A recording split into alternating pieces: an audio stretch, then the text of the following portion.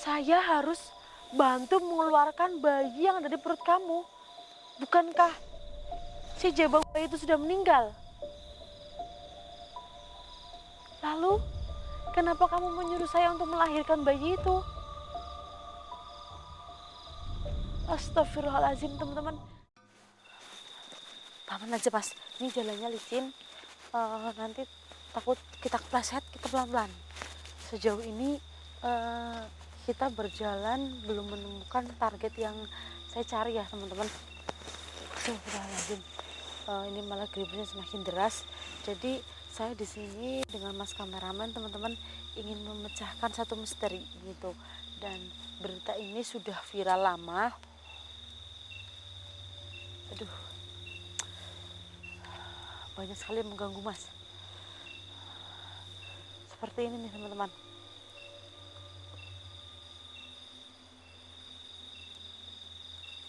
Ya,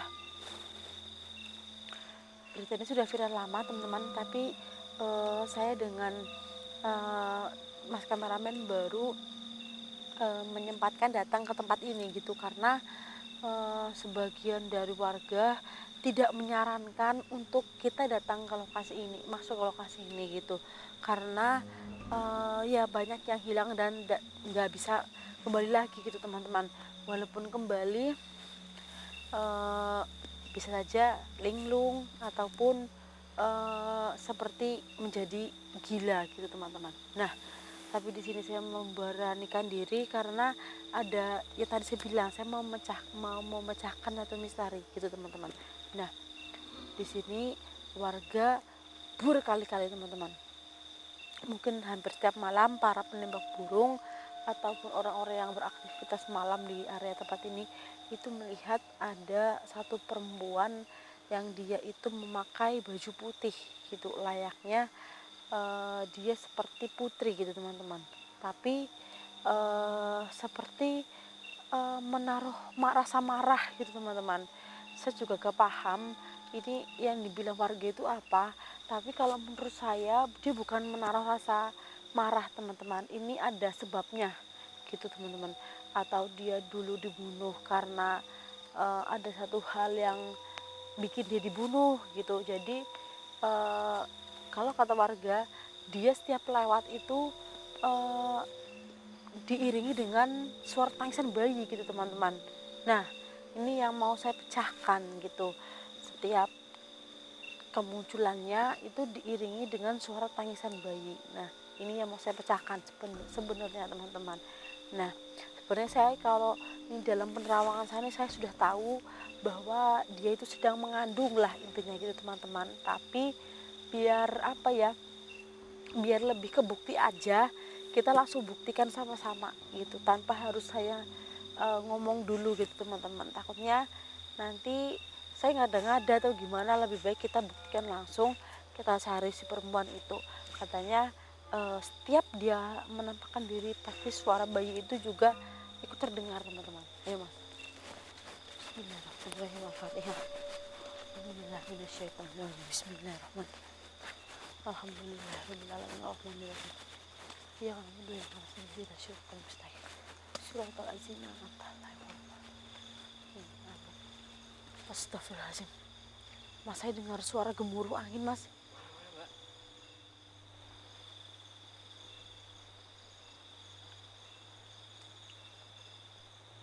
Astagfirullahaladzim. Saya dengar suara gemuruh angin, tapi tidak ada satu pohon pun yang bergerak.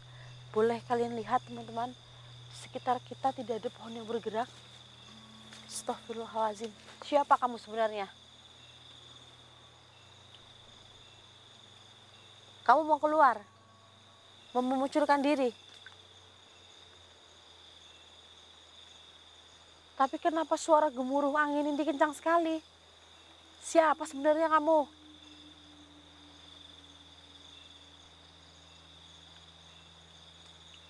Siapa sebenarnya kamu? Kenapa kamu seperti lebih menjauh dari saya? Bukankah kamu ingin ditolong, kan? Kenapa kamu malah lebih menghindar? Assalamualaikum. Teman-teman, saya merasa dia lebih jauh dari kita karena yang saya rasakan energinya lebih jauh gitu teman-teman. Astagfirullahaladzim. Padahal di sini kita niatnya membantu, kita bersilaturahmi, tidak mengganggu kamu. Astagfirullahaladzim mas, dengar suara bayi itu? Allahu Akbar. Di mana kamu? Mana mas?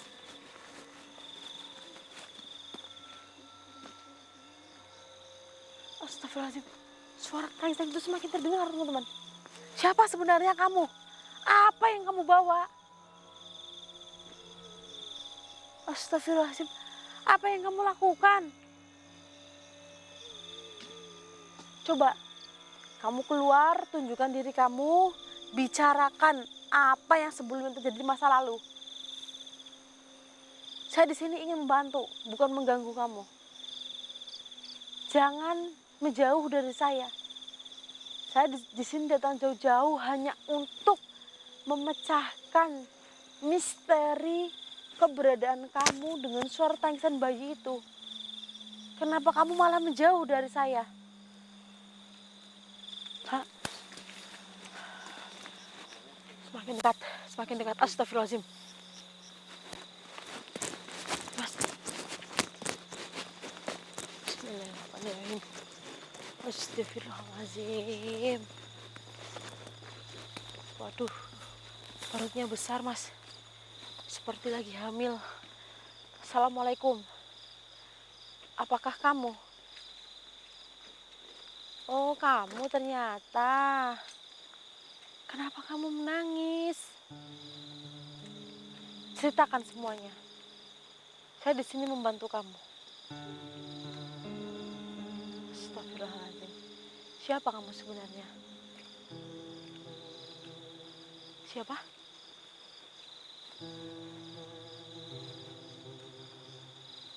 Resti. Kenapa kamu seperti memakai baju layaknya baju pengantin, tapi perut kamu besar? Ada apa ini sebenarnya? Hah? Kamu dibunuh di malam pertama kamu? Kok bisa? Emangnya apa sebenarnya yang terjadi? Astagfirullahaladzim. Ya Allah mas. Astagfirullahaladzim. Jadi kamu hamil 9 bulan ketika kamu malam pertama. Apa suami kamu tahu kamu lagi hamil? Pasti kamu bukan hamil sama suami kamu. Bukan? Kenapa kamu nggak ketahuan? Karena kamu baru kenal 5 bulan. Lah selama 5 bulan itu kan perut kamu pastinya udah ada pembesaran ya mas ya. Kamu menutupinya dengan selalu memakai mukena kalau bertemu. Lalu kalau kamu pergi, jadi kamu memakai baju yang lebih besar. Terus kamu hamil sama siapa? Innalillahi wa inna ilaihi rajiun mas. Astagfirullahaladzim. Jadi dia hamil oleh bapaknya sendiri mas. Astagfirullahaladzim. Kamu dihamili oleh bapakmu sendiri. Jadi untuk menutupi aib, kamu disuruh menikah dengan laki-laki lain. Dalam waktu kamu kenal 5 bulan itu. Terus waktu malam pertama, mungkin baju kamu dibuka, baru kelihatan kamu sudah hamil 9 bulan. Lalu suami kamu mencekik kamu, menginjak perut kamu, sehingga nyawa dan bayi kamu, innalillahi wa inna ilaihi rajiun. Lalu apa yang kamu bawa? Tolong, apa yang bisa dibantu? Ini kain kafan. Untuk apa kain kafan ini? Astagfirullahaladzim. Saya harus bantu mengeluarkan bayi yang ada di perut kamu. Bukankah si jabang bayi itu sudah meninggal? Lalu, kenapa kamu menyuruh saya untuk melahirkan bayi itu? Astagfirullahaladzim, teman-teman. Jadi dia minta, walaupun bayi sudah meninggal dalam kandungan, dia tidak akan tenang kalau bayinya belum dikuburkan secara terpisah. Makanya kamu bawa kain kafan gitu, agar kamu dan bayi kamu bisa terkubur terpisah. Itu yang membuat kamu jauh lebih tenang. Apakah kamu yakin saya bisa membantu kamu? Kalaupun saya bisa membantu kamu, saya tidak bisa sendirian. Soalnya mengeluarkan bayi yang sudah meninggal di dalam perut itu jauh lebih sulit. Saya harus minta bantuan tim. Dan saya harus tahu juga di mana makam kamu. Kalau saya bersedia, kamu mau mengantarkan saya ke pemakaman kamu. Saya sih bersedia aja. Tapi kalau sendirian dan harus malam ini juga, saya tidak bisa. Karena semua harus ada step by stepnya ya Mas ya. Ya, kamu berarti sabar untuk menunggu sampai saya bisa. Baik. Ini kan kafannya. Pegang saja dulu. Berarti kamu menampakkan diri di hadapan banyak orang di tempat ini. Sebenarnya kamu mau minta tolong untuk dikeluarkan bayi kamu. Kamu mau minta dimakamkan di mana si calon anak kamu ini? Tepat di sebelah makam kamu. Baik, kalau kayak gini kan jelas ya Mas ya. Nanti saya makamkan jauh atau saya makamkan di tempat yang berbeda, kamu gentayangan lagi, itu salah lagi ya Mas ya. Tapi jangan nangis lagi. Itu ya saya tahu itu salah suami kamu, langsung main hakim sendirilah ibaratnya. Tapi salah kamu juga. Kenapa kamu dari awal tidak jujur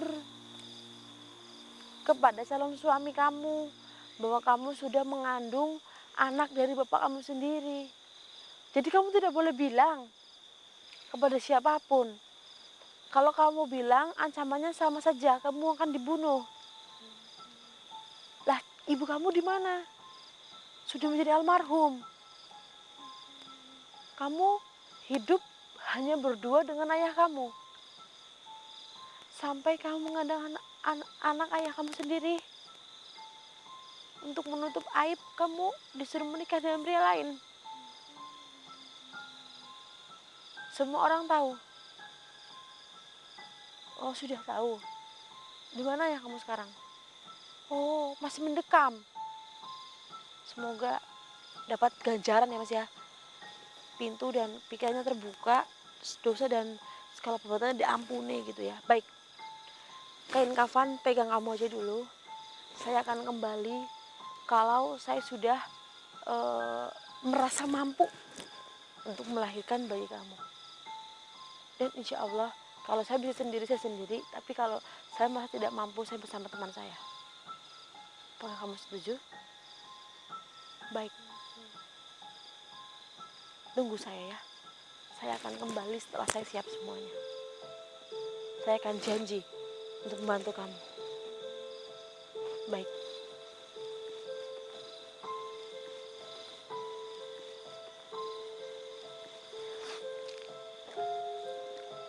Baik. Saya akan datang ke tempat ini lagi. Astagfirullahaladzim Mas. Saya sudah pergi. Perutnya sangat besar teman-teman.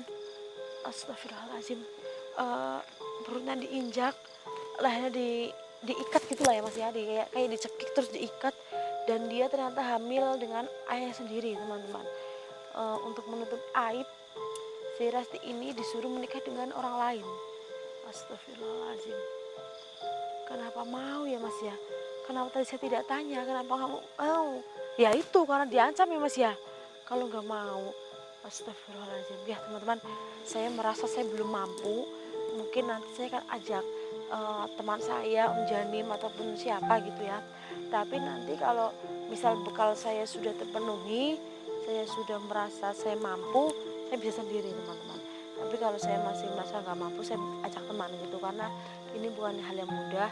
Tapi ini jangan menjadi satu alasan ya teman-teman, buat kalian yang punya masalah seperti ini terus kalian nyari-nyari saya untuk menyelesaikan kasus seperti ini. Itu jangan ya teman-teman ya, karena saya punya kemampuan dan saya punya keterbatasan juga teman-teman gitu. Bukannya saya tidak mau membantu, tapi ya memang karena tidak semudah yang kalian bayangkan gitu teman-teman. Bahkan ini juga bisa nyawa saya itu menjadi taruhan juga gitu teman-teman. Nah, mungkin ini saya akan tutup sampai di sini dulu teman-teman, karena misterinya sudah terpecahkan. Kenapa dia menampakkan diri tapi dengan adanya suara bayi teman-teman? Ya karena dia lagi mengandung anak ya, yang dari bapaknya itu gitu teman-teman, dan dia minta untuk dilahirkan agar si jabang bayi itu dikubur terpisah, bukan di dalam perut ibunya. Kalau masih di dalam perut ibunya ya dia masih gentayangan gitu teman-teman. Jadi intinya dia minta tolong gitu teman-teman. Ya cepat atau lambat kita harus tinggalkan tempat ini. Teman-teman, saya mohon pamit. Kurang lebihnya kami mohon maaf. Assalamualaikum warahmatullahi wabarakatuh. Mas.